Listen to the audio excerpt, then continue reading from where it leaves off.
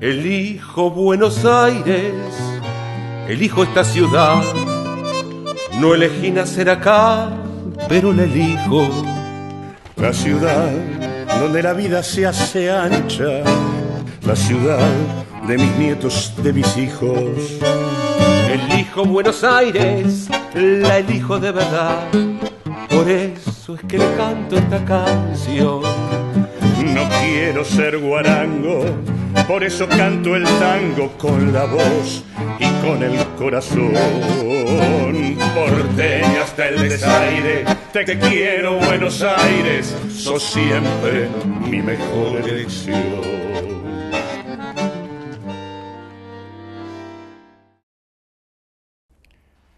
Vamos a dedicar este quinto programa del Hijo Buenos Aires para conversar sobre un tema que nos preocupa con suma profundidad.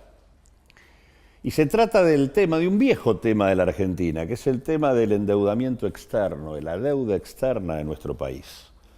Son aproximadamente 307.000 millones de dólares hoy, y este gobierno hace descansar todo el andamiaje de su política económica en seguir endeudándonos, a punto tal de que simbólicamente emitió un bono a 100 años, diciéndonos que le importa un bledo hipotecar generaciones de argentinos.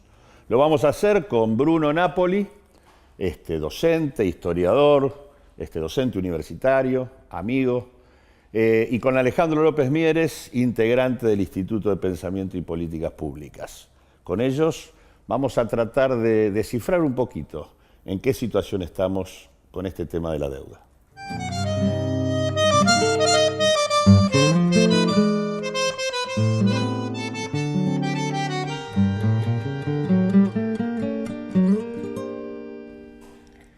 Como decíamos al comienzo, vamos a hablar de la cuestión del endeudamiento en la Argentina, de la deuda externa de nuestro país.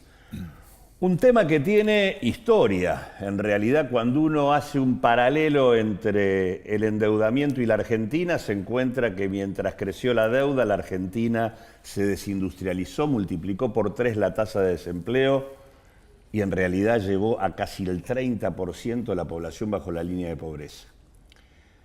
Pero este gobierno nos está endeudando a lo pavote, incluso se dio el lujo de colocar un bono a 100 años, y la verdad que lo que aparece en un esquema donde la política económica parece depender exclusivamente del endeudamiento es, bueno, ¿cuántas generaciones estamos hipotecando o en qué medida nos están exponiendo a una nueva crisis externa? Para charlar esto estamos con Bruno Napoli, un gran amigo, investigador, historiador, docente universitario, con Alejandro López Mieres, que integra el Instituto de Pensamiento y Políticas Públicas, organismo que tiene que ver con este programa que hacemos. ¿Cómo la ven? ¿Cómo ves esto vos, Bruno, en el marco de la experiencia histórica de la deuda? Bueno, el punto de la deuda no es solo que te hipoteca a futuro, no es que cancela la posibilidad de crecimiento a futuro, sino que cancela el presente y cancela el presente de los cuerpos. Los últimos 60 años de historia argentina están marcados por la deuda, desde que Argentina ingresa al Fondo Monetario en el 56 con la dictadura de Aramburu y pide al año el primer préstamo con el Club de París, que se terminó de pagar este año. Luego de 60 años se pagó ese préstamo del año 57. En el 58 pide el primer préstamo stand-by. Eso genera inmediatamente la apertura de bienes, capitales, circulación de inversiones extranjeras que se llevan las utilidades y fuga de capitales. Es automático, digo, donde hay ingreso de deuda hay fuga de capitales. 4 de cada 3 dólares, 3 de cada 4 dólares que supuestamente ingresan para inversiones hoy en día terminan en instrumentos financieros. Todos. Pero además, digo, pensaba esto, no es solamente lo que cancela futuro, sino lo que produce en presente. Las reacciones sociales ante los conflictos que genera la deuda son inmediatamente reprimidas en el presente. La deuda, el proceso de endeudamiento primario del año 56 al 59 se respondió con el CONINTES. El proceso de comienzo de financiarización o de valorización financiera de Onganía, que reingresa al fondo con una cláusula peor que la de Onganía, se respondió con la 16970, que era peor que CONINTES. Era una ley que directamente atacaba a cualquier ciudadano que pusiera en riesgo la economía nacional y era declarado traidor a la patria. El último peronismo, con un proceso de valorización financiera mucho peor todavía, reemplaza con Intes, reemplaza 16.970 y aplica la 2840, que tiene el apartado de penalidades por subversión económica. Esas leyes respondieron inmediatamente a la reacción social que genera la deuda. La deuda genera empobrecimiento, fuga de capitales, desocupación, y la reacción social ante eso es inmediatamente reprimida. Hay una relación entre deuda y desaparición en los últimos 60 años que es una constante y que lamentablemente la comprobamos hoy en día. Yo empiezo hablando del 58 con Intes en respuesta a las protestas sociales que genera esa apertura de bienes y capitales, y hoy en estos años, en estos últimos años, tenemos la desaparición de Santiago Maldonado por un conflicto de tierras, por un conflicto con capitales extranjeros. Tenemos asesinatos, tenemos represiones masivas, tenemos protocolos de seguridad preparados para las protestas que van a generar este tipo de políticas aperturistas. Entonces la relación, insisto, me parece bien lo que dijiste, hipoteca futuro por supuesto, pero cancela las posibilidades de hacer cosas en el presente y ataca directamente a los cuerpos. En ese contexto, los últimos 60 años de historia argentina tienen una relación directa de deuda, desaparición y represión. 307.000 millones de dólares aproximadamente la deuda, y el gobierno dice que es baja y que por eso podemos seguir endeudándonos. Alejandro. El tema deuda coyunturalmente tiene un elemento muy paradojal, y es que durante el gobierno anterior los cuadros técnicos decían que solamente había que tener en cuenta la deuda con el sector privado. O sea que de alguna manera el total de la deuda que tenía que ver con los organismos intrasector público no tenían un peso relevante, porque se podían financiar, se podían rolear, tirar para otro momento. Ahora, ¿qué pasa?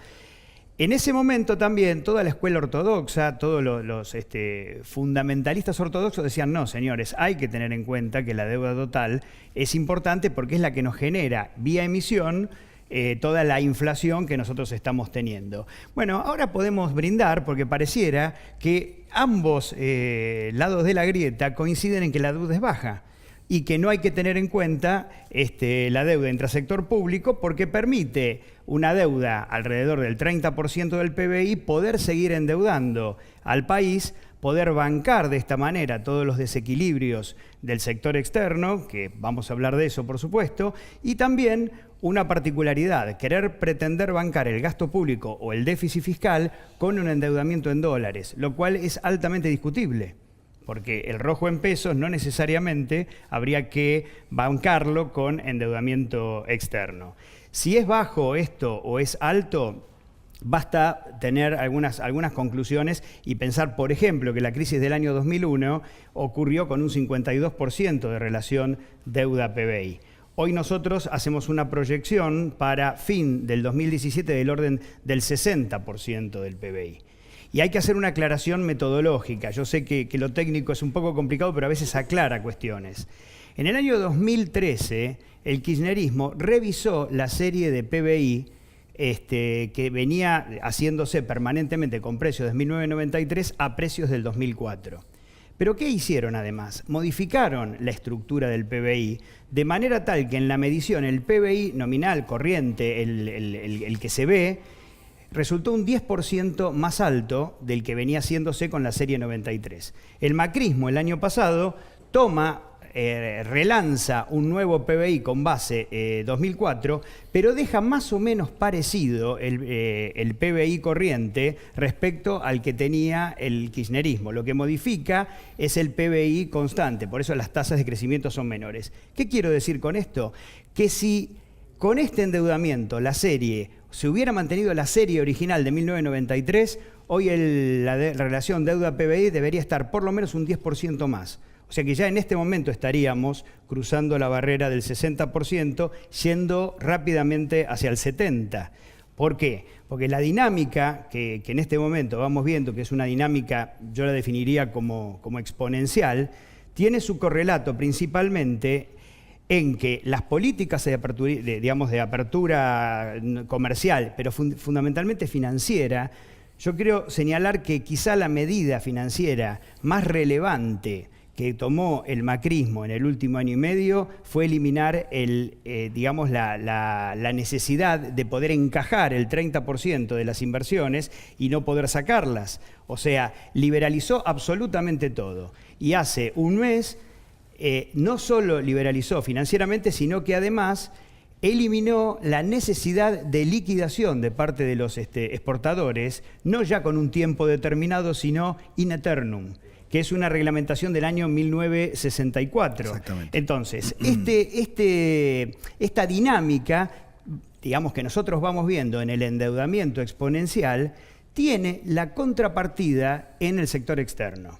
Cuando nosotros analizamos qué pasó desde el inicio del gobierno macrista hasta fin ahora del mes de octubre, nosotros vemos que entre turismo, servicios, rentas del capital y fundamentalmente emisión, digamos, de remisión de utilidades al exterior de parte de las empresas, se han ido en términos netos 40.000 millones de dólares, compensado, digamos, adicionalmente con una cuenta, digamos, adicional de balanza comercial, que si bien es negativa en este momento, la cuenta cambiaria es positiva. La cuenta corriente en todo este periodo que estoy mencionando es de 27.000 millones de dólares negativa. ¿Cómo se compensó eso? Se compensó con créditos de las empresas, préstamos de las empresas, con bonos del sector privado, con lo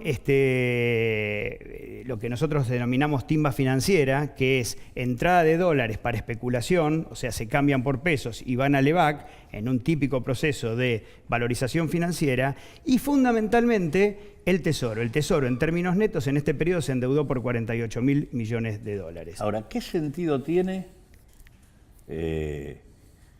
estar planteando que voy a ajustar las cuentas públicas y hacerlo al mismo tiempo que vía endeudamiento estoy incrementando el gasto del Estado porque estoy sumando intereses que voy a pagar por deuda?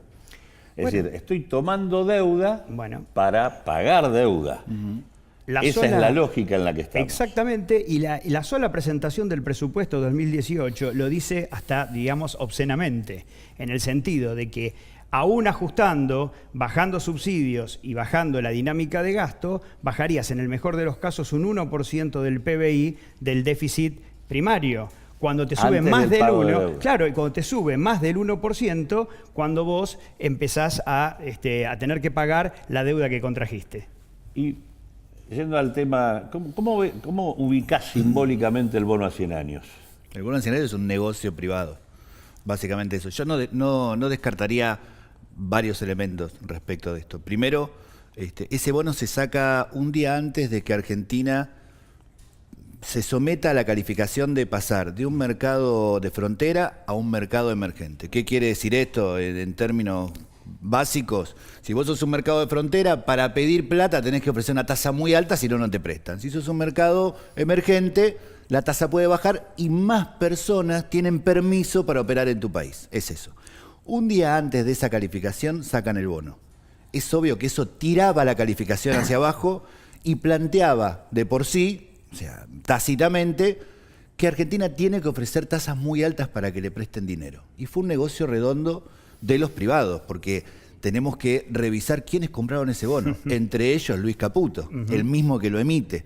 Caputo el año pasado, el 2016, declaró, según su declaración patrimonial, que invirtió 5 millones de su patrimonio en comprar los mismos bonos, las mismas letes que él emite todas las semanas.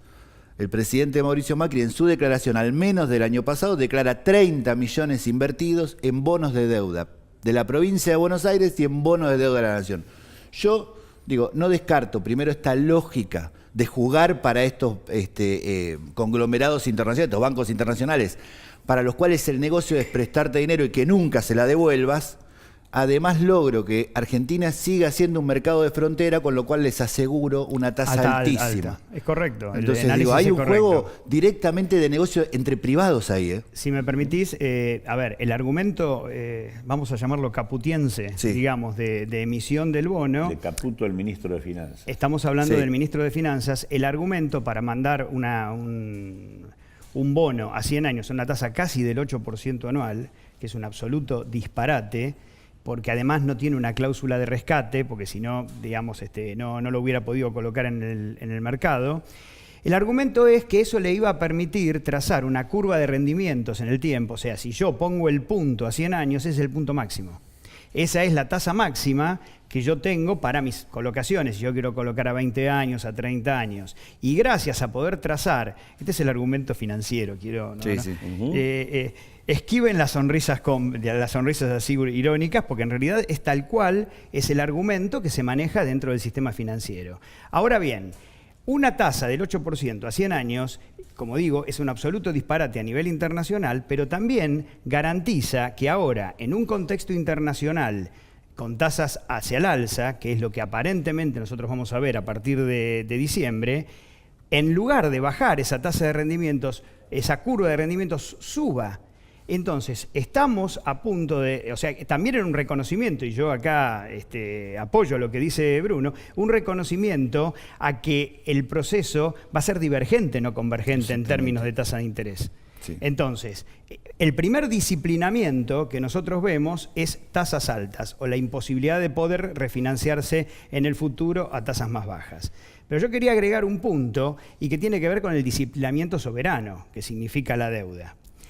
Que en realidad hay una matriz común en el endeudamiento del proceso militar, fundamentalmente en el endeudamiento de los 90, respecto a lo que nosotros estamos viviendo en este momento, que estar sometidos a esta lógica soberana. Pero esto también me parece que hay que verlo con lo que está haciendo el gobierno respecto al endeudamiento de las personas y las familias. Porque en realidad una de las cosas que hizo el gobierno como para dar cierta imagen, digamos, de gradualismo o cierta imagen de no ajuste o un ajuste más suave, es precisamente el crédito. El crédito que se dio vía ANSES y fundamentalmente los créditos hipotecarios, prendarios y personales vía UVA. Ahora, estos créditos vía UVA no son ni más ni menos que endeudarse en términos reales. Cualquier desequilibrio en el sector externo, cualquier devaluación importante, deja a las personas y a las familias como deudores eternos. O sea que hay una similitud, hay una correspondencia directa entre la forma de disciplinamiento a la sociedad en su conjunto por la deuda soberana y el endeudamiento de personas y familias. Ahí hay un tema para mí también fundamental. La excusa fundamental es la falta de recursos, un Estado desfinanciado, un Estado que no crece y que no tiene cómo fomentar el trabajo, cómo fomentar las inversiones. Sin embargo, la contracara a eso es que tenemos bancos con mucha liquidez. ¿De dónde sacan ese dinero los bancos? Están especulando, están comprando y vendiendo LEVAC, están haciendo todo ese negocio y lo están prestando personalmente. El estallido de los créditos personales es la contracara del endeudamiento y la falta de divisas para un mercado interno, para generar trabajo, para generar industria. Eso es impresionante. Y de hecho los sectores más empobrecidos son los que más recibieron préstamos personales. Incluso se abrieron muchísimas sucursales. Nosotros lo vemos en la guía de gracias a la ley de entidades financieras de Videla y Martínez Dios, se siguen abriendo sucursales. El Banco Galicia, socio de la familia de los Brown, es uno de los que más sucursales abrió en la Argentina desde el año 2015, y el Banco Ciudad está abriendo sucursales en los sectores más pobres, son las villas.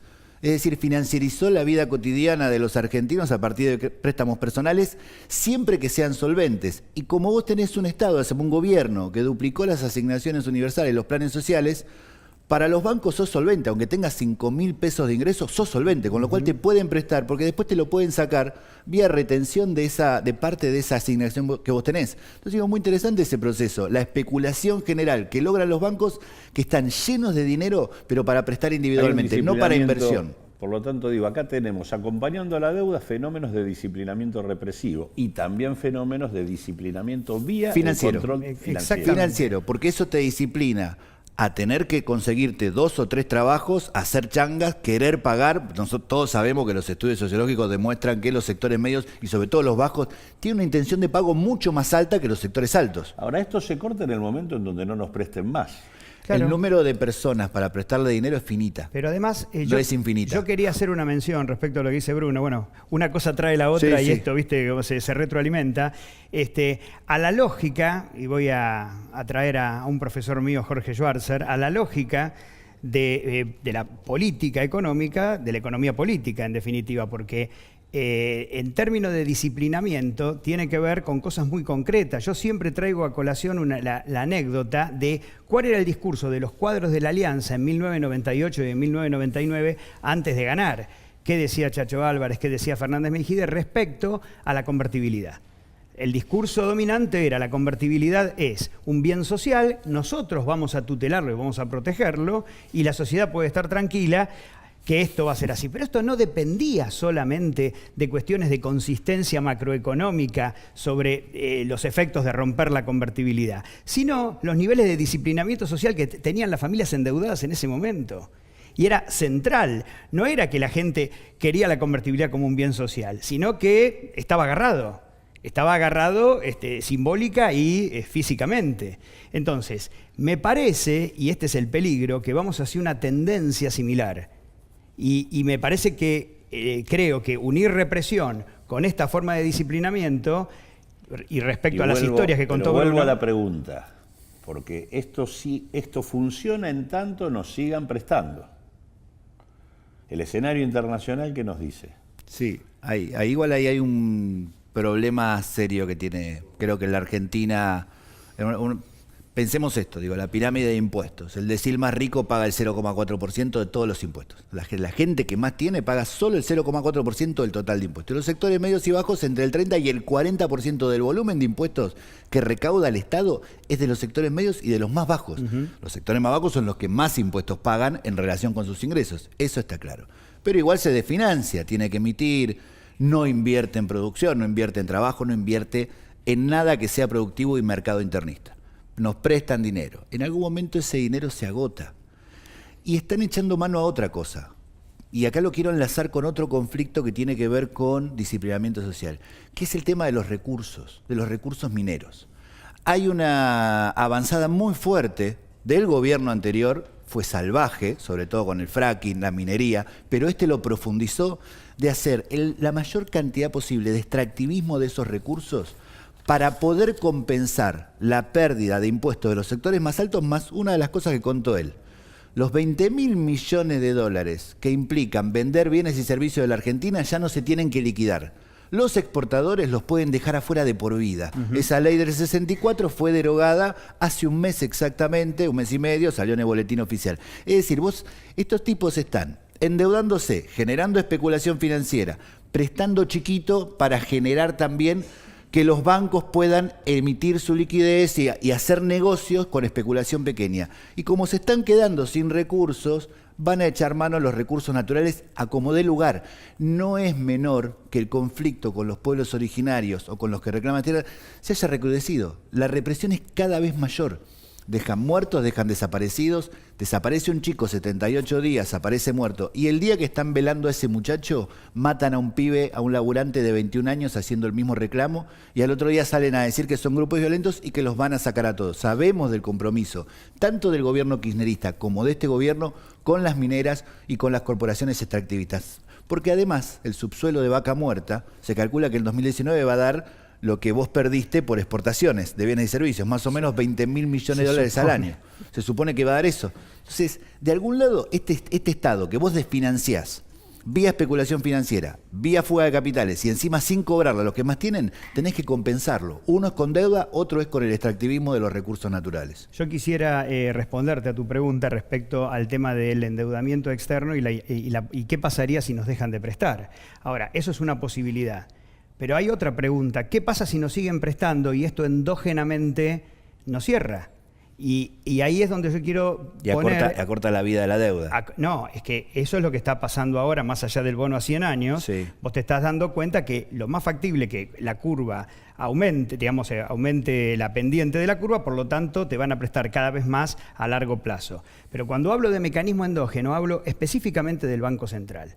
Hoy, entre el ETE, entre las LEVAC y los pases pasivos, que es una forma de valorización financiera de los bancos, o sea, capturan recursos al 18% y se los dan al 28% al Banco Central, suman aproximadamente 1 billón 200.000 millones de... O sea, un número difícil de calcular, cuando, por ejemplo, la base monetaria es de 900.000 millones de pesos. Está muy por encima de la base monetaria. Entonces, como ven que hay una bomba de tiempo, lo que pretenden hacer ahora es ir descargando vencimientos de LEVAC. Por eso prohibieron que las compañías de seguro puedan adquirir las LEVAC. En el mes de diciembre se van a liberar un universo de LEVAC, un universo de dinero que las compañías de seguro van a tener que alocar en otro tipo de activos. Entonces, ¿qué pretenden? Pretenden que eso vaya a bonos del Tesoro. O sea, sacar como deudor al Banco Central para que el deudor sea el Tesoro. Esa plata, que le permitirá al Tesoro poder financiarse mejor en pesos, después, en la lógica de Sturzenegger, en la lógica del target de inflación que está llevando adelante el Banco Central, va a tener que ser reabsorbida. Con lo cual, esto es una especie de bomba que se retroalimenta endógenamente, más allá del endeudamiento externo, de la posibilidad de endeudamiento externo. Si se corta el endeudamiento externo, lo más factible es que la bomba explote más rápido. Bueno, la verdad que queda claro que el endeudamiento no resuelve el problema fiscal, lo agrava. No resuelve el problema externo, lo agrava. Lo agrava vía fuga y vía especulación. Y especulación interna, la especulación cotidiana. Pensaba en esto cuando hablábamos de los préstamos personales. Los bancos están con esta liquidez, especulan tanto con la compra de LEVAC, de LETES y con el Banco Central y los pases, que tienen mucho dinero, se lo prestan a chiquitos. Cuando esos modos de pago ficticios no coincidan ya con los modos de pago reales, va a estallar. Y va a pasar lo del 2001, van a agarrar ese dinero, lo van a girar a sus casas matrices y van a decir quebramos. Porque esto, lo peor de todo es que esto no lo decide la gente. Hace poco nos preguntaban, acá mismo en otro programa, ¿cómo podía estallar esto si la gente deja de pagar sus préstamos? Eso lo va a decir el sistema financiero. Cuando decida que tiene que renovar su stock de dinero, va a darse a la quiebra, va a fugar el dinero como el 2001 y después va a esperar el salvataje del Estado. Yo quiero tomar lo que él dice porque yo considero que los créditos UVA, como están estructurados, que en realidad tienen topeada la cuota a partir del salario, pero convierte a las familias en deudores eternos, como el país con el tema de la deuda. Porque agrega tiempo de deuda, en vez de subirte a veces la cuota. Puede ser eterno. Entonces la posibilidad de un shock siempre existe, y entonces en ese caso las personas y las familias se convertirían en deudores eternos. Entonces, yo más que un negocio financiero de los bancos, lo veo como un mecanismo de disciplinamiento social clarísimo. O sea que la deuda no solo nos cancela el futuro, nos cancela el presente, la deuda es un mecanismo también de disciplinamiento, la deuda está atada al fortalecimiento de la salida extractivista de la Argentina y nos tienen agarrados de todos lados, por afuera y por adentro. Bueno, gracias a los dos. No, por favor. Muchas gracias.